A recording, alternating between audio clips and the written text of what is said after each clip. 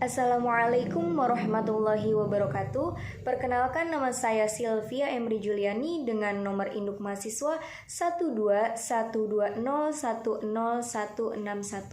Saya Suci Rubianti dengan nomor induk mahasiswa 12120101164. Nama saya Syarifullah dari kelompok 1 dengan nomor induk mahasiswa 12120101166.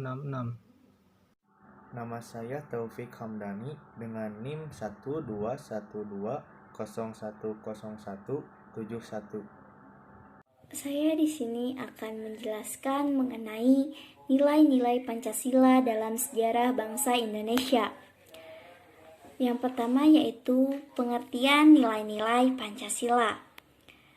Pancasila menjadi dasar negara baru yang disahkan oleh PPKI pada tanggal 18 Agustus 1945. Namun, jauh sebelum disahkan nilai-nilai Pancasila sudah ada pada kehidupan masyarakat Indonesia. Sejak zaman dahulu, sebelum bangsa Indonesia menjadi sebuah negara, nilai-nilai yang ada kemudian diambil dan dirumuskan oleh para pendiri negara untuk dijadikan dasar negara. Nilai-nilai Pancasila bersifat subjektif. Maksudnya bahwa penilaian terhadap nilai-nilai Pancasila itu terletak pada bangsa Indonesia sendiri. Sehingga bangsa Indonesia sebagai kausa materialis nilai-nilai tersebut sebagai hasil pemikiran-pemikiran kritis serta refleksi filosofi bangsa Indonesia.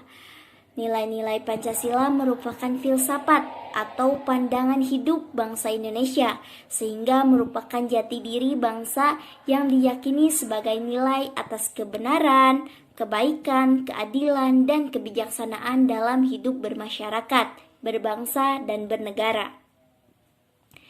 Nilai-nilai Pancasila terkandung 7 nilai kerohanian, yaitu nilai kebenaran, nilai keadilan, nilai kebaikan, nilai kebijaksanaan, nilai etika, nilai estetis, dan nilai religius, yang manifestasinya sesuai dengan budi nurani bangsa Indonesia karena bersumber pada kepribadian bangsa.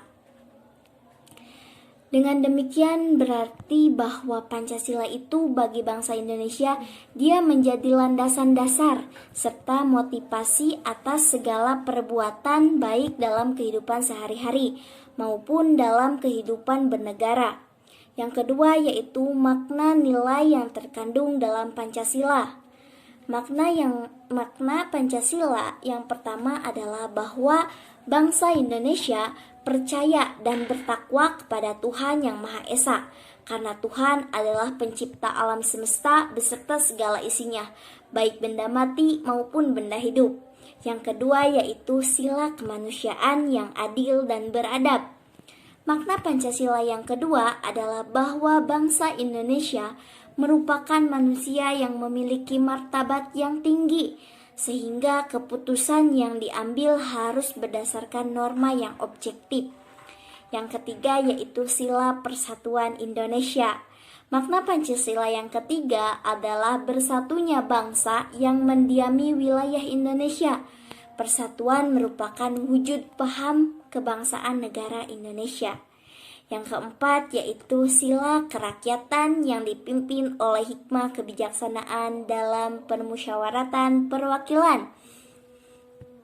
Makna Pancasila yang keempat ini dapat dijabarkan, yaitu kerakyatan yang berarti sekelompok orang mendiami wilayah Indonesia.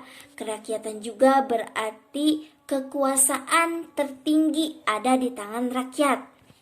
Hikmah kebijaksanaan berarti sikap yang dilandasi dengan penggunaan akal pikiran yang sehat selalu mempertimbangkan persatuan dan kesatuan. Permusyawaratan berarti tata cara khas Indonesia untuk merumuskan dan memutuskan suatu hal berdasarkan kehendak rakyat sehingga tercapai keputusan berdasarkan mufakat. Perwakilan berarti suatu tata cara untuk mengusahakan ikut sertanya rakyat mengambil bagian urusan bernegara melalui badan-badan perwakilan seperti MPR, DPR, DPD, dan DPRD. Yang kelima yaitu sila keadilan sosial bagi seluruh rakyat Indonesia. Makna Pancasila keadilan sosial berarti keadilan yang berlaku dalam masyarakat di segala bidang kehidupan dan lapisan masyarakat seperti halnya dalam politik, hukum, ekonomi, pendidikan, kesehatan, dan sosial budaya seluruh rakyat Indonesia. Berarti setiap orang yang menjadi rakyat Indonesia, baik yang berdiam di wilayah Indonesia maupun yang berdiam di luar wilayah Indonesia. Cita-cita bangsa Indonesia ialah pencapaian masyarakat adil dan makmur. Zaman penjajahan Belanda. Latar belakang masuknya bangsa Belanda ke Indonesia adalah sebab terjadinya perang 80 tahun antara bangsa Belanda dan bangsa Spanyol yang terjadi pada tahun 1568 sampai dengan 1648. Sedangkan tujuan bangsa Belanda masuk ke Indonesia adalah untuk berdagang rempah-rempah. Setelah menemukan penghasil rempah-rempah terbesar di Indonesia, bangsa Belanda memonopoli perdagangan rempah-rempah di Indonesia. Untuk melancarkan usahanya, Belanda membentuk organisasi VOC. Awal abad 19, di Jawa setelah pemerintahan Inggris berakhir, yaitu pada tahun 1816, Indonesia kembali dikuasai oleh pemerintahan kolonial Belanda. Pada masa penjajahan kedua ini, terkenal oleh sistem tanam paksa yang diterapkan oleh Van den Bosch. Dalam rangka usahanya menguasai Indonesia, Belanda secara licik melakukan politik pecah belah sehingga kerajaan-kerajaan yang saling bertentangan itu menjadi lemah. Dan kesempatan inilah yang digunakan Belanda untuk menguasai Indonesia. Pada tahun 1795 terjadi perubahan di Belanda. Muncullah kelompok yang menamakan dirinya kaum patriot. Kaum ini terpengaruh oleh revolusi Prancis, yaitu liberté, kemerdekaan, egalit, persamaan, dan fraternite, persaudaraan. Pada tahun 1808 ada seorang pemuda yang ditunjuk oleh pemerintah Prancis untuk memimpin sebagai jenderal di Nusantara, yaitu Herman Willem Daendels. Herman Willem Daendels menjabat sebagai gubernur jenderal di Nusantara pada tahun 1808 sampai dengan 1819. Tugas utama Herman Willem Daendels adalah untuk mempertahankan daerah Jawa agar tidak jatuh ke tangan Inggris. Herman Willem Daendels ini ingin menanamkan jiwa kemerdekaan, persamaan, dan kesaudaraan di lingkungan masyarakat Hindia. Oleh karena itu, ia memberantas praktik-praktik feodalisme yang ada di lingkungan masyarakat Hindia. Pada bulan Mei tahun 1811, Herman Willem Daendels dipanggil pulang ke negerinya. Oleh karena itu, ia digantikan oleh Jan Willem Jensen. Jan Willem Jensen ini dikenal sebagai seorang politikus yang berkebangsaan Belanda. Sebelum itu, Jensen juga menjabat sebagai gubernur jenderal di Tanjung Harapan, Afrika Selatan pada tahun 1802 sampai dengan 1806. Kedatangan Jan Willem Jensen ke Indonesia bertujuan untuk memperbaiki keadaan pemerintahan yang telah ditinggalkan oleh Herman Willem Daendels. Namun perlu diingat bahwa sebagian wilayah Nusantara telah dikuasai oleh pemerintah Inggris. Pada tanggal 4 Agustus tahun 1811, 60 kapal milik pemerintah Inggris telah muncul di perairan sekitar Batavia. Beberapa minggu berikutnya, tepatnya pada tanggal 26 Agustus tahun 1811, Batavia jatuh ke tangan Inggris. Jensen berusaha menyingkir ke Semarang, bergabung dengan Legiun Mangkunegara dengan pasukan Yogyakarta dan Surakarta. Namun pasukan Inggris lebih kuat sehingga berhasil memukul mundur Jensen beserta pasukannya. Jensen mundur ke Salatiga dan akhirnya menyerah di Tuntang. Penyerahan resmi Jensen ini ditandai dengan kapitulasi Tuntang pada tanggal 18 September tahun 1811. Tanggal 18 September tahun 1811 adalah tanggal dimulainya kekuasaan Inggris di Hindia. Gubernur Jenderal Lord Minto secara resmi mengangkat Raffles sebagai penguasanya. Dalam rangka menjalankan pemerintahannya, Raffles berpegang pada 3 prinsip, yaitu yang pertama, menghapuskan kerja rodi dan penyerahan wajib digantikan dengan penanaman secara bebas oleh rakyat. Yang kedua, mengganti peranan bupati sebagai pemungut pajak dan para bupati dijadikan sebagai pemerintah kolonial. Dan yang ketiga, atas dasar bahwa tanah itu milik pemerintah, bahwa masyarakat rakyat yang menggarap tanah itu dianggap sebagai penyewa. Kebijakan Inggris dalam bidang pemerintahan.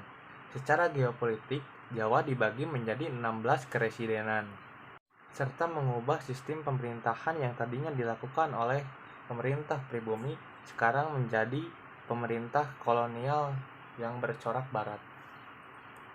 Kebijakan Inggris dalam bidang sosial dan ekonomi. Yang pertama, pelaksanaan sistem sewa tanah atau pajak tanah. Yang kedua, penghapusan pajak dan penyerahan wajib hasil bumi. Yang ketiga, penghapusan kerja rodi atau perbudakan. Kebijakan Inggris dalam bidang hukum.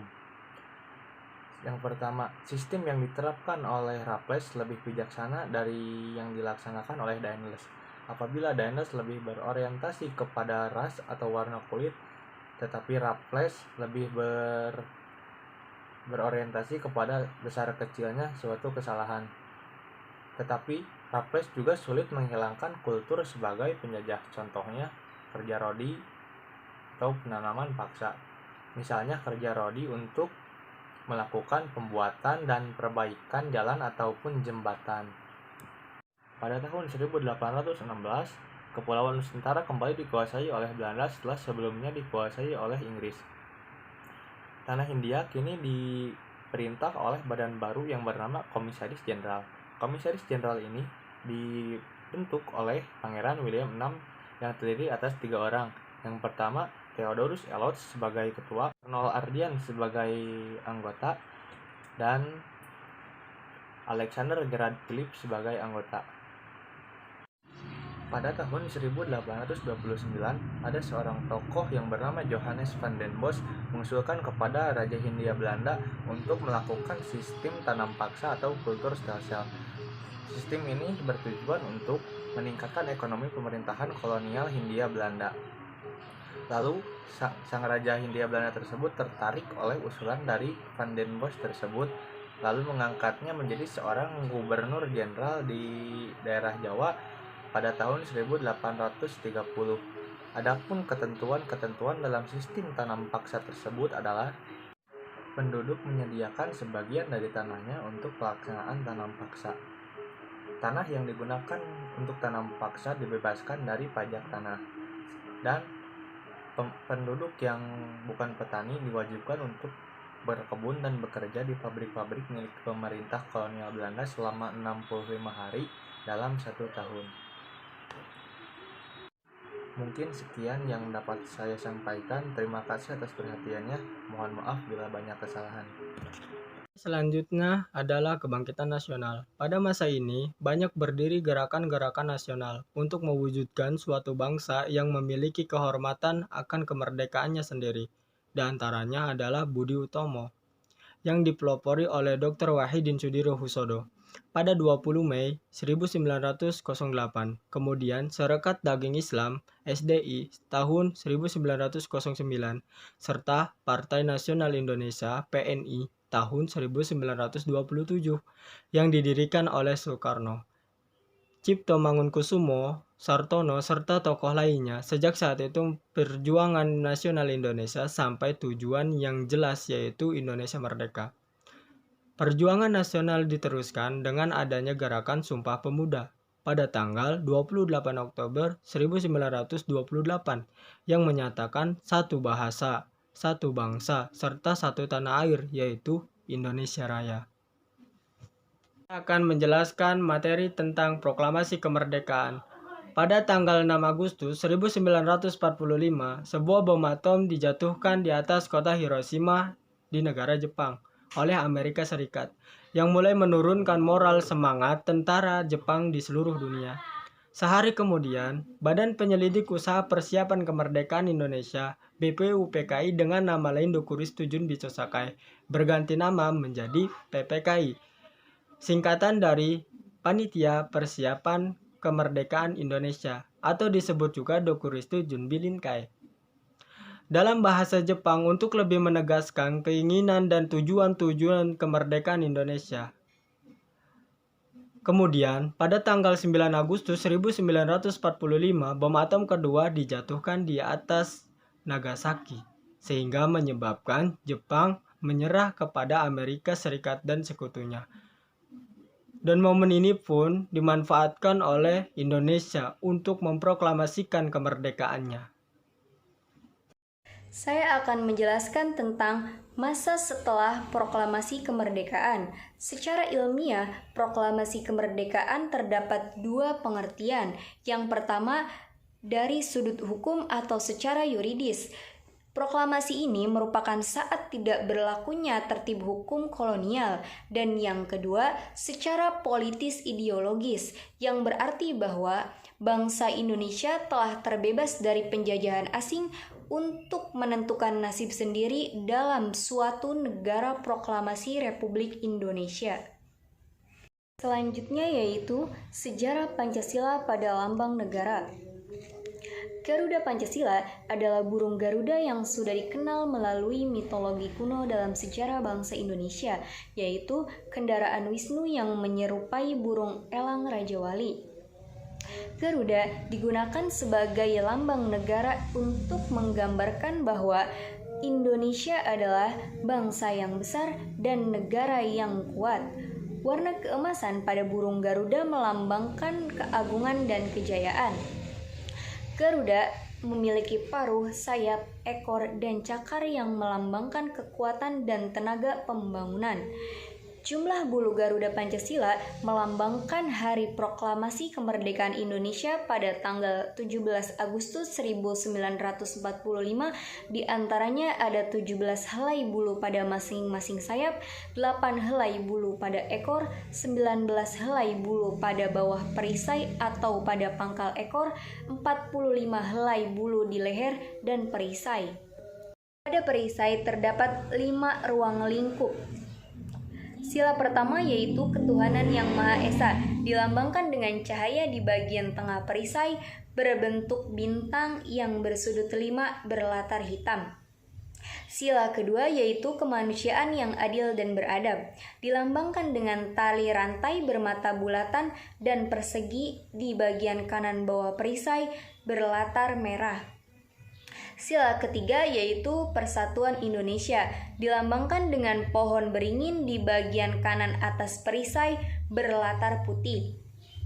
Sila keempat yaitu kerakyatan yang dipimpin oleh hikmat kebijaksanaan dalam permusyawaratan perwakilan, dilambangkan dengan kepala banteng di bagian kiri atas perisai berlatar merah. Dan sila kelima yaitu keadilan sosial bagi seluruh rakyat Indonesia, dilambangkan dengan kapas dan padi bagian kiri di bawah perisai berlatar putih. Sekian dari kelompok kami, kurang lebihnya mohon maaf. Semoga bermanfaat. Wassalamualaikum warahmatullahi wabarakatuh.